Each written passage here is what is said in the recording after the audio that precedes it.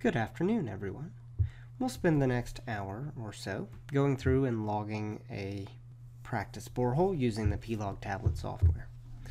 Before you get started, one of the first things you need to do is check and make sure your preferences are set up the way you want them. You can access the Preferences menu by clicking in the upper right corner on the three dots and accessing Preferences, or you can tap on the Preferences gear button down there. The ones that are most important are your sample length units. The importance here is if your tape measure reads in feet and tenths of feet, use feet. If it reads in inches and feet, then I would use inches. How that data is going to be reported is really irrelevant because all of the conversion to the relevant units for your configuration will be performed automatically when transferring the data from pLog into your selected desktop application.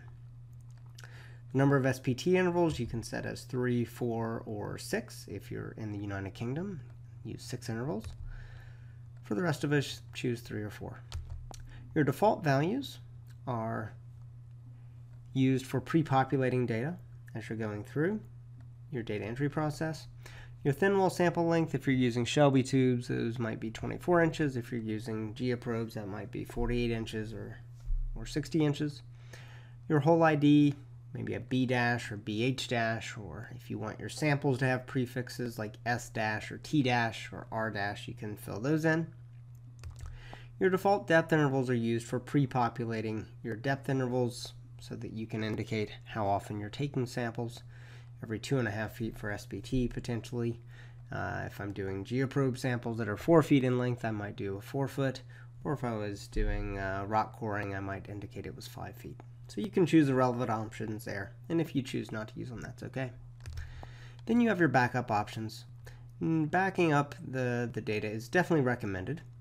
We do recommend you have a micro SD card, and the data is backed up at least once an hour.